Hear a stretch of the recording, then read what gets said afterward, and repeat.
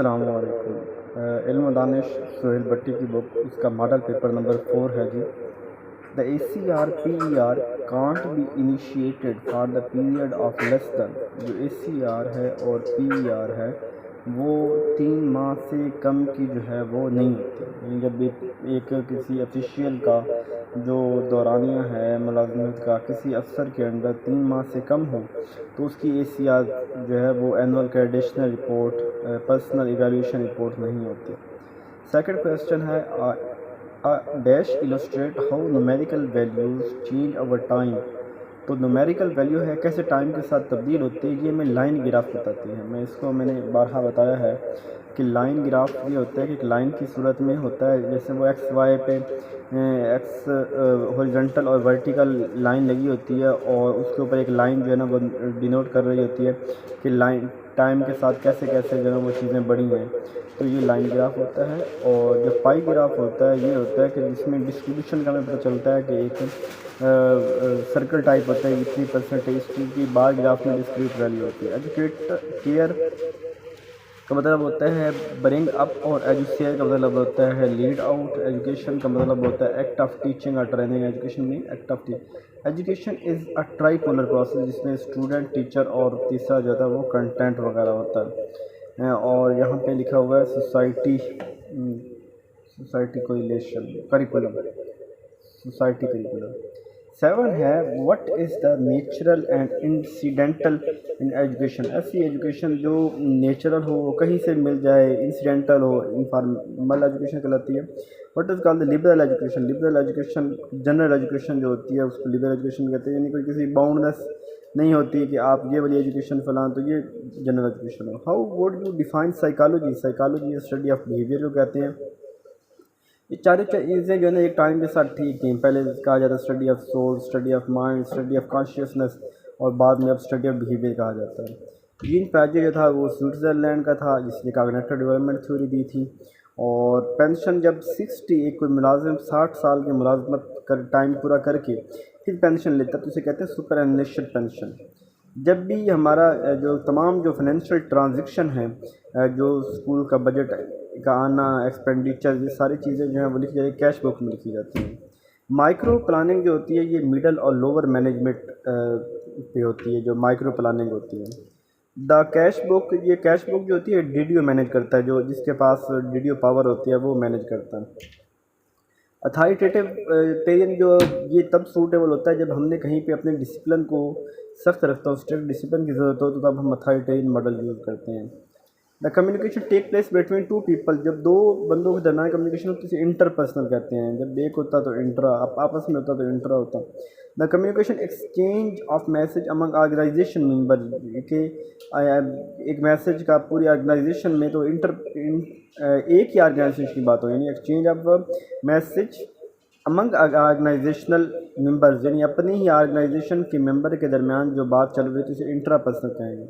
लेकिन जब exchange of information between organisation या आउटसाइड इंडिविजुअल, या कोई अलग कंपनी या अलग बंदे कंपनी से निकल गए तो इसे इंटरपर्सनल कहेंगे।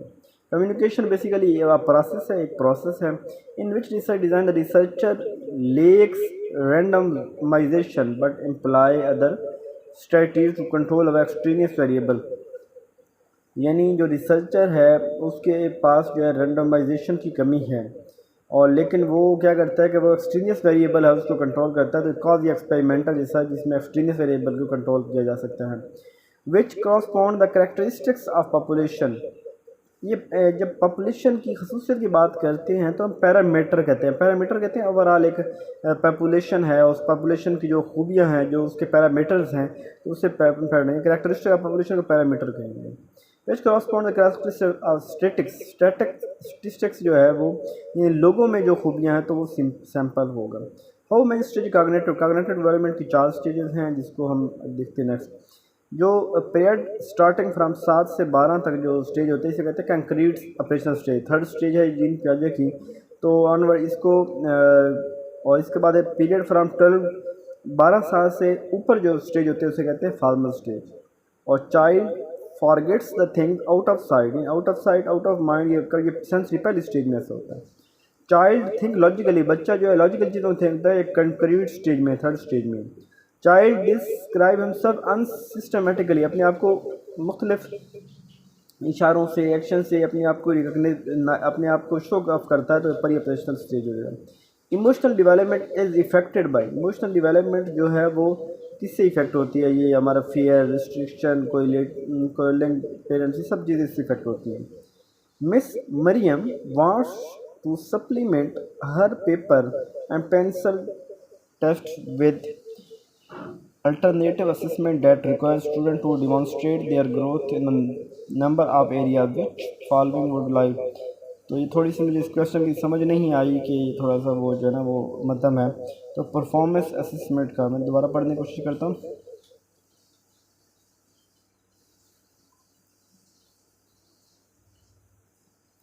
स्टूडेंट्स जो है अपनी जो है वो मुख्तलिफ एरियाज़ में अपनी ग्रोथ को बताए, डिमॉन्स्ट्रेट करे, तो परफॉर्मेंस असेसमेंट कहते हैं।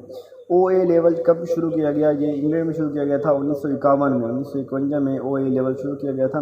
The student ability to respond complex situation is associated with, तो एक्सटेंडेड रिस्पॉन्स अटैम्प्ट कहते हैं। कम्प्लेक्स सिचुएशन होती है उसे कम्प्लेक्स सिचुएशन को ऑब्जर्व करने के लिए एक्सटेंडेड रिस्पॉन्स अटैम्प्ट का सहारा लिया जाता है।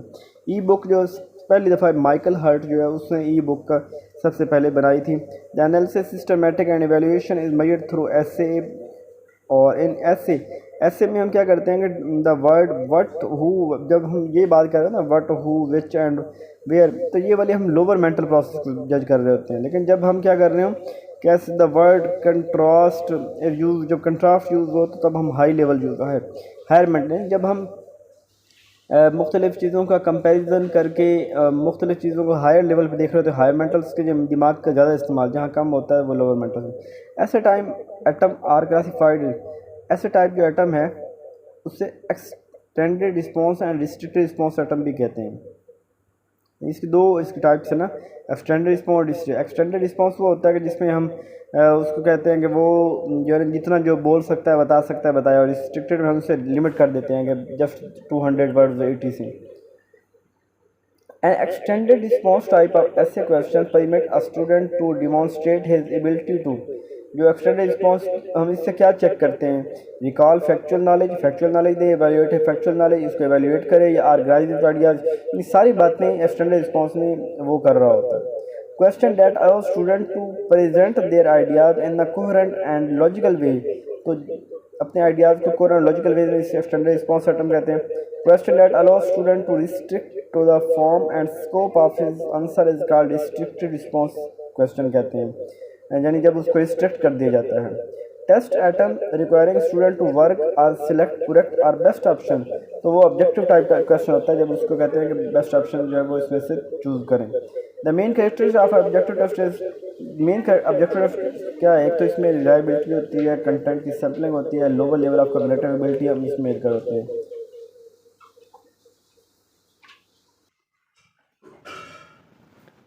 Large number of question are included in, जो बहुत ज़्यादा क्वेश्चन होते हैं वो ऑब्जेक्टिव टेस्ट में बहुत ज़्यादा क्वेश्चन होते हैं। ऐसे टाइप क्वेश्चन आर, ऐसे टाइप जो क्वेश्चन होता है उसमें क्या होता है कि एक तो लेस टाइम कंज्यूमिंग मार्किंग, उसमें मार्किंग में टाइम कम लगता है लेकिन उसकी रिलायबिलिटी भी कम होती है। Teacher made test are mean, teacher का मतलब ये होता है कि वो टेस्ट जो टीचर एक क्लासरूम लेवल पे ले रहा होता है।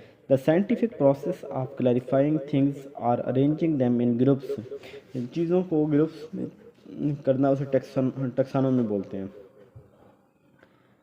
47 है for economic life of the country the fee should be reduced perhaps even ultimately abolish rule same, ये हैरोल्ड एफ क्लर्क ने कहा था कि फ़ी शुड, जो कंट्री की इकोनॉमिक लाइफ को देखते हुए जो तालीम के लिए है वो जो फ़ी है उसको ख़त्म कर देना चाहिए।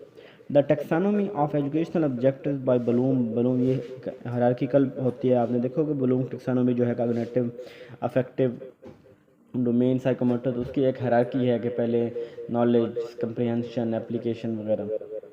Sustainable development goals, sustainable development goal कौन से होते हैं? वो गोल्स होते हैं कि जो कोई भी कंट्री, कोई भी जो मतलब जैसे यूएन या कोई भी यूनेस्को कोई गोल सेट करती है कि हमने पॉवर्टी लेवल इतने साल 2030 तक यहाँ पे लेके आना है, अब यहाँ पे वगैरह वगैरह।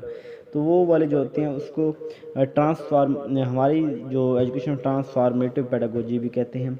बलूम टेक्सोनोमी में application level question require, application level में जो क्वेश्चन होगा वो किस तरह का होगा, रिकॉल और रिकॉग्निशन, ये तो नॉलेज में होता है। अरेंज वाला भी इसमें use a rule, classification system, direction और सॉल्व अ प्रॉब्लम, यानी वो एप्लीकेशन में हम प्रॉब्लम को सॉल्व कर रहे होते हैं, उसे अप्लाई कर रहे होते हैं। 51 है which of the following component of attitude represent a person opinion knowledge and information. तो कॉग्निटिव जो कंपोनेंट है उसमें हम ओपिनियन नॉलेज इंफॉर्मेशन के बाद, ये पहले भी सवाल हो चुका है। The worth of the student person attach to a particular object phenomena is value, यानी किसी चीज़ को वैल्यू, वर्थ की बात है, ये वैल्यू देना किसी चीज़ को, पर्टिकुलर ऑब्जेक्ट को, तो इसे वैल्यू कहते हैं। Which is the simplest psychological factor of student classify in the school. स्कूलों में जो हम चीज़ों को बच्चों को क्लासीफाई कर रहे होते हैं तो मोस्टली हम एज की बुनियाद पे कर रहे होते हैं, ना कि सब्जेक्टिबिलिटी रिलीजन की बुनियाद पे। Which include the complete school environment involving all course activities, reading association furnished to the pupil school. Curriculum कहते हैं कि वो जिसमें एक तो पूरा स्कूल का इन्वायरमेंट भी शामिल हो, तमाम कोर्सेज भी शामिल हों, रीडिंग एसोसिएशन, सब कुछ, उसे हम करिकुलम बोलेंगे। सिलेबस क्या होगा, syllabus is the list of topic of a subject that is prepared for, यानी वो सिलेबस से ख़ास जो है कंटेंट होगा जो एग्ज़ाम के लिए बच्चे को तैयार करना, और वो हमारे नेशनल ऑब्जेक्टिव के साथ में मिल रहा होता है, नेशनल एजुकेशन प्रोग्राम के साथ में मिल रहा होता है। इन student classification the term lockstep is a problem which administer very difficult। तो ये to meet the needs of the student जो है वो लॉक स्टेप का मतलब जो है ना वो एक है रुकना, वहीं पे लॉक कर देना। तो to meet the need of the student इसका मतलब है, ये आप इसको अपने जहन में रख लें। 57 है which book is the Bible of curriculum development, यानी कि जो करिकुलम डेवलपमेंट सबसे बेस्ट बुक है वो है book basic principle of curriculum and instruction. The total time is allocated for teaching and learning process, वो एलोकेटेड टाइम होता है। बॉल पॉइंट 1938 में लेस्लो बायरो ने 1938 में बॉल पॉइंट को जो है वो बनाया था। Under which report director of public instruction DPI in Provence, ये वुड डिस्पैच जो था 1854 में, उसमें जो है ना डीपीआई जो डायरेक्टर ऑफ पब्लिक इंस्ट्रक्शन को इन प्रोवेंसेस ये अपॉइंट हुए थे। The style use A maximum teacher talk time and give little room for student participation, ये फॉर्मल अथॉरिटी है कि जिसमें टीचर ज़्यादा बात करता है और स्टूडेंट के कम, तो ये formal authority. The teacher act as a guide, जिसमें टीचर गाइड करता है, असिस्ट स्टूडेंट अप्लाइंग, डेमोन्स्ट्रेटर, यानी टीचर क्या कर रहा है, गाइड भी कर रहा है, बच्चों को नॉलेज को अप्लाई भी करवा रहा है और एक उस तरह की सिचुएशन बना रहा है, तो डेमोन्स्ट्रेटर होगा। Teacher believe that student learn best through activities, के बच्चे जो है ना एक्टिविटीज़ से अच्छा सीखते हैं, तो ये ऐसा टीचर कौन सा होगा, ये फैसिलिटेटर होगा। टीचर डेवलप क्रिएटिविटी, जो टीचर बच्चों में क्रिएटिविटी बनाए, जागर करे, रिसर्च स्किल, उसमें सेंस ऑफ रिस्पॉन्सिबिलिटी लेके आए, तो उसे ऐसे टीचर को डेलीगेटर कहते हैं, जो उनके जिम्मे कुछ काम लगाता है कि वो काम करें, तो ये डेलीगेटर टीचर होगा। The teacher invite the learner to share case, teacher जो है वो लर्नर को इनवाइट करता है, तो कोलैबोरेटिव टीचर होगा। Which technique of research entirely eliminates the बाइस फैक्टर इन द एक्सपेरिमेंट, तो रैंडमाइजेशन, यानी इसमें बाइस फैक्टर नहीं होगा, ख़त्म कर देगा, तो वो टेक्निक जो सैम्पलिंग से रैंडमाइजेशन है। Teacher place firm limits and control, जिसमें लिमिट्स हो कंट्रोल हो, तो ये अथॉरिटेरियन होता है स्टाइल। 68 है the teacher places firm limits and control on the student but at the same time encouraging independence, जब उनको कंट्रोल करे, लिमिट लगाए, लेकिन उनकी इंडिपेंडेंस को भी चाहिए, लेकिन ये अथॉरिटेटिव ही होगा। Style of is characteristics by lack of environment, the environment is not discipline, यहाँ एनवायरनमेंट डिसिप्लिन नहीं होता। There are few demands on students and there is a lot of freedom of freedom, तो permissive कहते हैं, permissive जहाँ पे democratic भी कह सकते हैं, परमिसिव भी कहते हैं। The style present an environment where no demands on student of any, जहाँ किस तरह की कोई डिमांड नहीं होती, इंडल्जेंट, जहाँ कोई ताल्लुक नहीं होता।